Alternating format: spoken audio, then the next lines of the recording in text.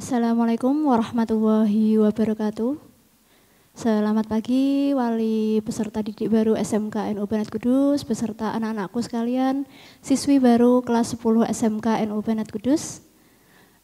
Terima kasih telah menyaksikan acara pembukaan pengenalan lingkungan sekolah. Untuk selanjutnya kita masuk ke dalam materi pengenalan lingkungan sekolah.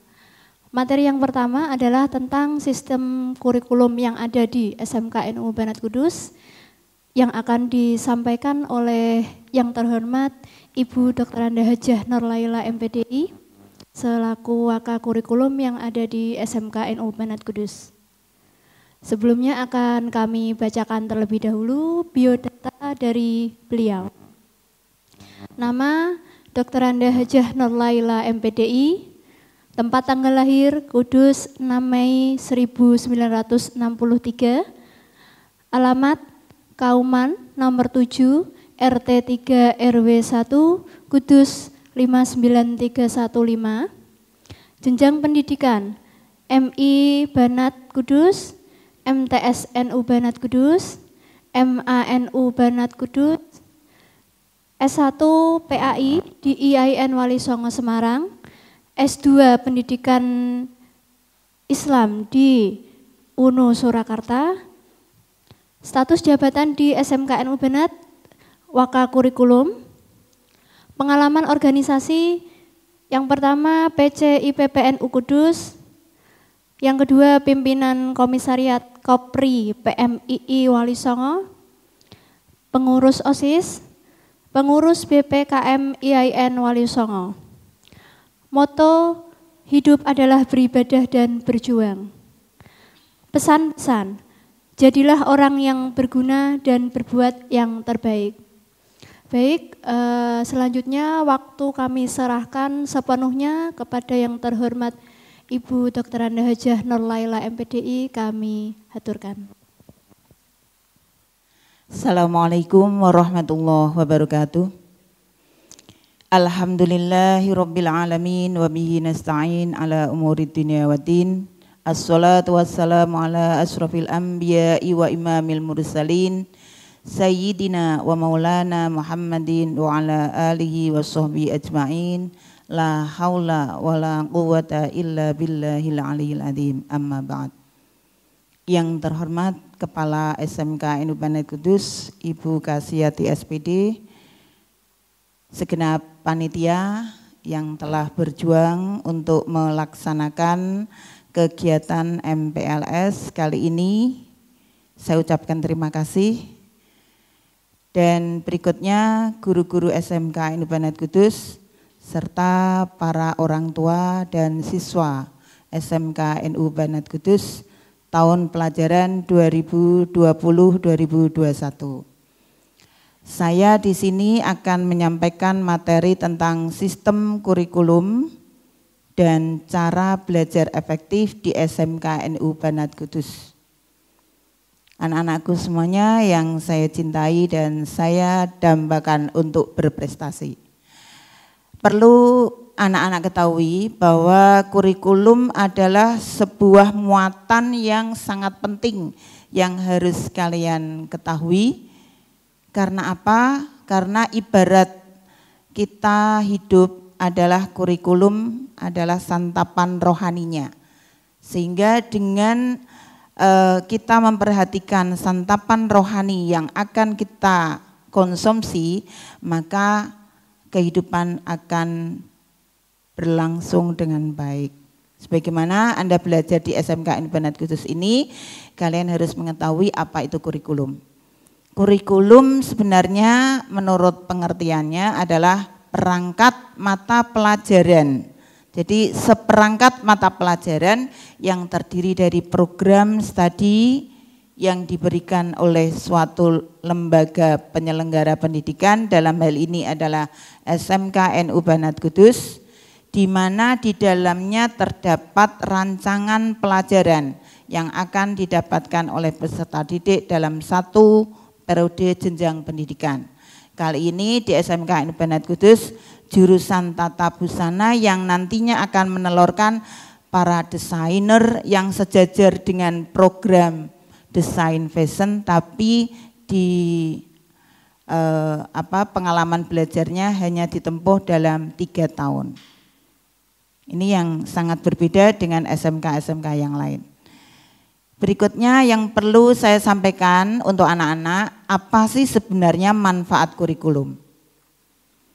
Manfaat kurikulum pada dasarnya bermanfaat untuk mengarahkan proses belajar mengajar sehingga tujuan pendidikan di SMK Banat Kudus dapat dicapai dengan baik.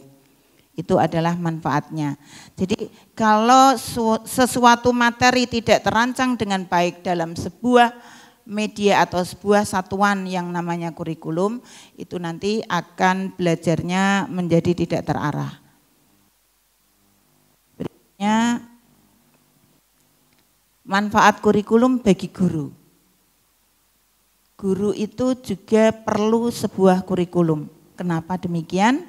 Karena bagi guru, kurikulum itu dapat dipakai untuk pedoman, untuk merancang, melaksanakan, dan mengevaluasi hasil kegiatan pembelajaran. Jadi sebuah kurikulum itu bisa dipakai untuk merancang. Di sana guru mulai merancang KIKD yang harus ditempuh oleh anak. Setelah itu dilaksanakan dalam pembelajaran, setelah dilaksanakan akan dievaluasi. Itu gunanya kurikulum yang pertama untuk guru.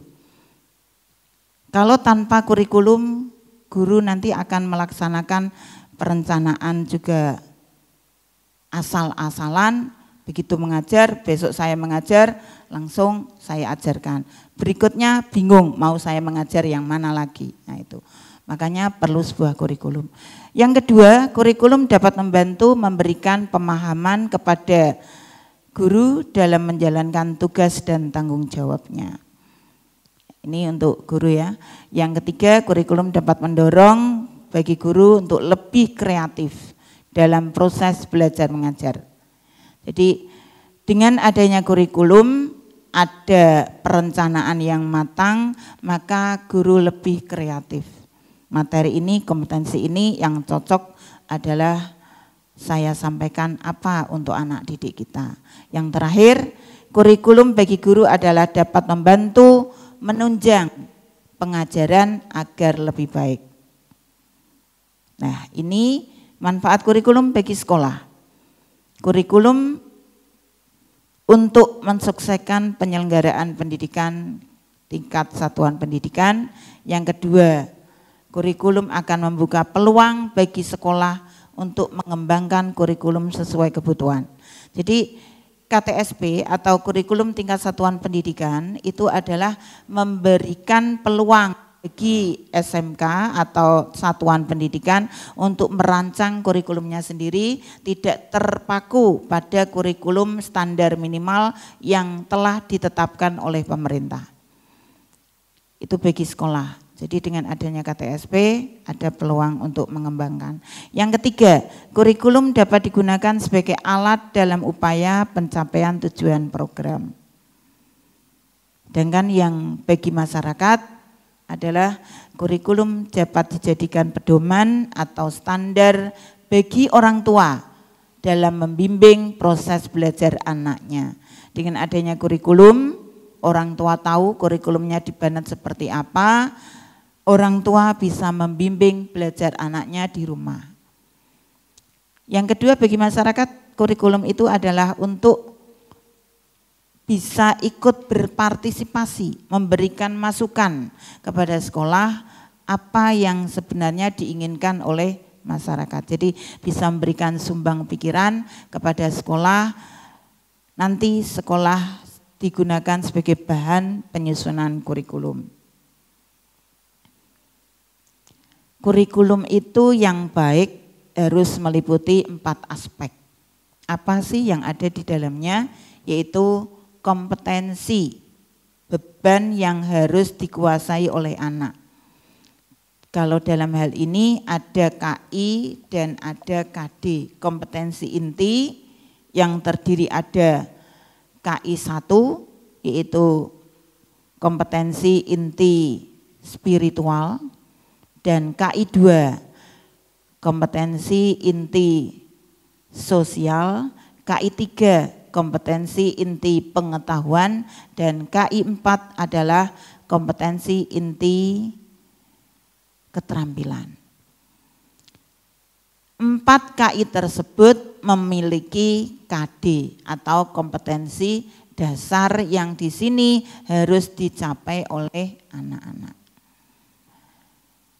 Kompetensi tersebut tertuang dalam mata pelajaran, semua mata pelajaran, baik mulai dari PAI sampai pelajaran peminatan, yaitu kelompok C. Semuanya nanti harus sampai kepada kriteria tertentu, yaitu atau di sini dengan istilah SKM, kalau dulu namanya KKM, sekarang SKM. Apa itu SKM? Standar skor kompetensi minimal. Contoh misalnya per mata pelajaran itu punya SKM. Jadi nanti anak harus dituntut minimal kompetensinya sekian. Jadi SKM-nya untuk kelas 10, contoh misalnya PAI 75, kelas 11 78, dan kelas 12 80. Aspek yang kedua harus mencapai peserta didik. Peserta didik kita siapa? Peserta didik adalah siswa-siswa kita yang ada di SMK Bennat. Di dalam kurikulum yang ketiga harus ada aspek pelaksana. Siapa pelaksananya? SMK IN Bennat Kudus. Dan yang terakhir, di dalam kurikulum ada evaluasi. Evaluasi untuk SMK beda dengan SMA. Tadi sudah disampaikan oleh Ibu Kepala Sekolah bahwa rentetan kegiatan yang di dalamnya ada evaluasi. Evaluasi yang harus dialami, diikuti oleh anak-anak, yaitu setiap mencapai satu kompetensi dasar kita evaluasi, yaitu ujian per kompetensi dasar. Atau kita dengan istilah ulangan harian kalau dulu, sekarang penilaian harian. Yang kedua, setelah setengah semester maka kita lanjutkan ada evaluasi lagi, namanya penilaian tengah semester. Setelah 1 semester penuh selesai, kita lanjutkan evaluasi berikutnya, yaitu penilaian akhir semester. Tahun berikutnya setelah akhir tahun pelajaran, maka dilaksanakan PAT, yaitu penilaian akhir tahun. Setelah belajar selama 3 tahun, maka anak-anak harus mengikuti ujian sekolah. Kalau dulu dengan istilah USBN, sekarang USBN sudah dihilangkan. Tidak ada USBN, adanya adalah ujian sekolah. Dan ujian nasional, kalau yang dulu sekarang nanti insya Allah rencananya ada assessment. Di SMK juga ada tambahan uji kompetensi keahlian dan lain-lain. Muatan kurikulum, ada struktur kurikulum, ada KIKD, ada mata pelajaran dan lokasi waktunya, ada program muatan lokal, pengembangan diri, dan beban belajar. Pengembangan diri itu meliputi di Bennat ada layanan bimbingan konseling. Ada juga pembinaan minat dan bakat yang di sana terdapat ekstrakurikuler dan wajib maupun pilihan. Dan yang terakhir program pembiasaan, yaitu ada doa sebelum pembelajaran dan akhir pembelajaran, ada istighosah, ada sholat duhur berjamaah, ada piket kebersihan dan lain-lain. Beban belajar siswa untuk kelas 10 52 jam tatap muka, kelas 11 52 jam tatap muka, dan kelas 12 54 jam tatap muka. Adapun pembagiannya, struktur kurikulumnya, ada kelompok muatan nasional yaitu kelompok A, ada kelompok kewilayahan masuk kelompok B, dan C inilah yang menjadi ciri khas SMK. Jadi muatan yang ketiga inilah muatan pemilihan atau pemilihan kejurusan, peminatan kejurusan. Di sanalah yang nanti membedakan antara program keahlian yang satu dengan yang lain. Ini yang di tempat yang C inilah yang pertama kali awal harus disinkronkan dengan Dudi. Sebagaimana yang tadi pagi sudah disampaikan oleh kurikulum. Jadi kelompok C inilah yang nanti membedakan dengan program keahlian yang lain sesuai dengan jurusan masing-masing. Kalau di sini tata busana berarti kami menggandeng dengan IFC, Indonesian Fashion Chamber. Para desainer seluruh Indonesia. Sekarang kita masuk pada cara belajar efektif.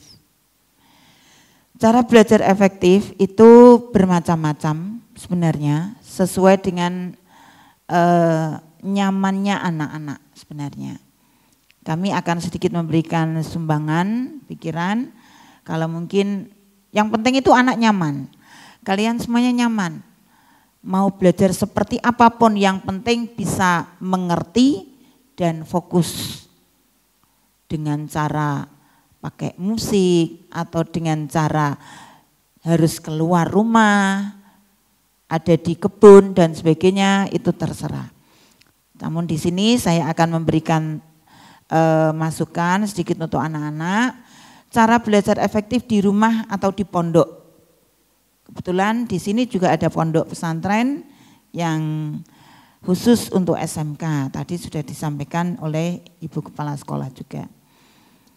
Yang pertama, yang terpenting juga rutin belajar walaupun sebentar. Setiap hari rutin. Misalnya kalian mau ambil jam berapapun silahkan. Misalnya kita ambil kalau kita pulang sekolah sampai di rumah kira-kira jam 4 misalnya. Misalnya jam 4 selama 30 menit atau 25 menit atau 15 monggo.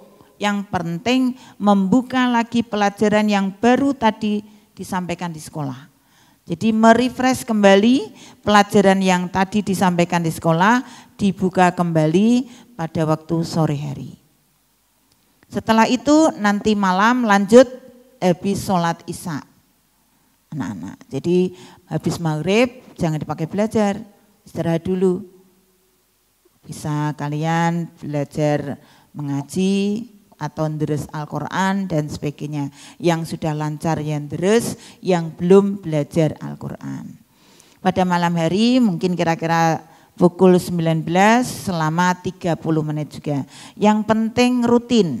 Nah, pukul 19 ini kalian gunakan untuk mempersiapkan diri belajar untuk besok pagi. Dibaca-baca. Yang pertama tadi apa? Rutin belajar walaupun sebentar. Yang kedua, perbanyak latihan soal. Jadi tidak perlu membanyak materi, tapi banyak latihan-latihan. Latihan itu gunanya untuk apa? Menguji diri sendiri sampai di mana kemampuan dirinya. Kalau nanti dalam mengerjakan soal pasti akan menemukan beberapa kesulitan, nanti akan merujuk kembali melihat materi. Itulah belajar yang baik. Perbanyak latihan-latihan soal. Yang ketiga, mengerti yang penting, bukan menghafal. Kalau hanya menghafal tanpa tahu isinya, itu cepat lupa. Tapi kalau mengerti nanti akan masuk sampai lama, sampai mungkin belajar pada waktu kecil sampai tua pun masih ingat. Itu kalau saat belajar mengerti. Yang terakhir untuk cara belajar di rumah yaitu sambil dengarkan dibantu oleh musik-musik apa saja. Musik klasik, yang penting tidak musik rock yang nanti membuat kita semakin stres. Nah, gitu. Jadi musik yang pelan, yang lantun, bisa nyaman sehingga materi bisa masuk dengan baik. Itu yang masukan dari saya untuk cara belajar di sekolah sekarang. Sebenarnya hanya 3 pokok yang belajar di sekolah. Yang pertama harus mau berkolaborasi dengan teman-teman. Berdiskusi, berbicara, membicarakan materi yang nanti mau disampaikan atau materi yang setelah disampaikan. Bareng-bareng dengan teman-teman, diskusi bareng teman. Istilahnya sharing sama teman. Soalnya apa? Kalau materi hanya dipakai untuk diri sendiri, itu berarti nanti cepat lupa. Dan pemahamannya hanya sampai di situ.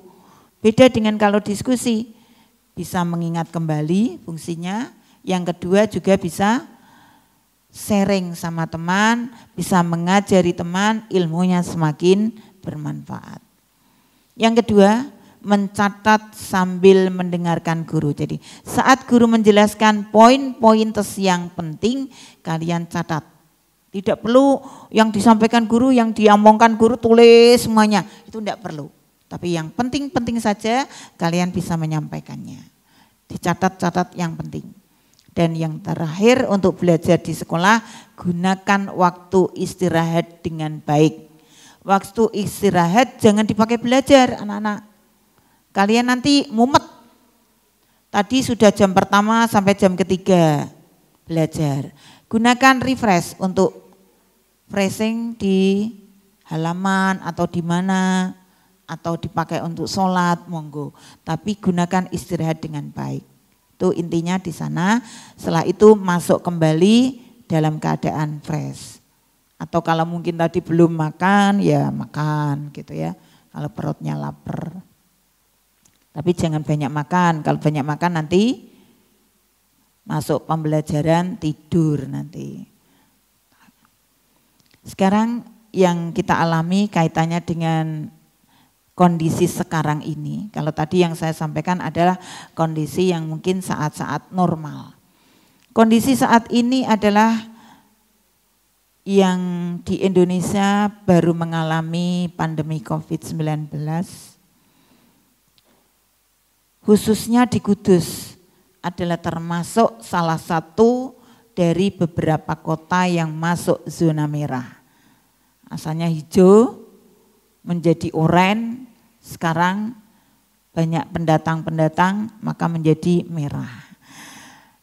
Dengan pertimbangan banyak hal termasuk kesehatan anak-anakku semuanya, maka di SMK Inubanet Kudus dipilih untuk pembelajaran jarak jauh sesuai dengan instruksi dari Bapak Gubernur. Pembelajaran jarak jauh yang dipilih oleh SMK Inubanet Kudus sementara ini adalah kita menggunakan WhatsApp. WhatsApp disertai dengan pengiriman PowerPoint. Nanti mungkin minggu ke depan berikutnya kita akan masuk kepada tim. Ya, saat nanti kalau memang sudah siap semuanya untuk kondisi baik guru maupun siswa, kita bisa untuk langsung masuk di tim dan email. Tentunya untuk evaluasi kita menggunakan form. Ya. Adapun jadwalnya seperti ini yang sudah saya buat, ini berbeda dengan jadwal normal. Untuk di pandemi COVID ini, di SMK Banat hanya berlangsung menyampaikan materi jam pertama sampai jam ke-6. Dengan pembagian rencananya jam pertama kedua akan dilaksanakan secara daring, sedangkan untuk jam ketiga sampai jam ke-6 adalah luring. Luring kali ini bisa menggunakan WhatsApp, bisa menggunakan email, ya kan, baik guru atau siswa ke guru pun itu dilaksanakan secara luring. Artinya tidak kolaborasi secara langsung. Demikian yang saya sampaikan tentang materi kurikulum dan cara belajar. Mudah-mudahan anak-anakku semuanya bisa belajar di SMK Inubanet Kudus dengan baik dan mendapatkan ilmu yang bermanfaat, cita-citanya tercapai menjadi seorang desainer yang muslimah, seorang desainer yang bisa mencetak busana-busana muslim yang akan mengantarkan masyarakat Indonesia khususnya dan masyarakat di dunia bisa berbusana muslim dengan baik sebagaimana anjuran dari Islam. Terima kasih atas perhatiannya. Wallahul muwaffiq ila aqwamit thoriq. Wassalamualaikum warahmatullahi wabarakatuh.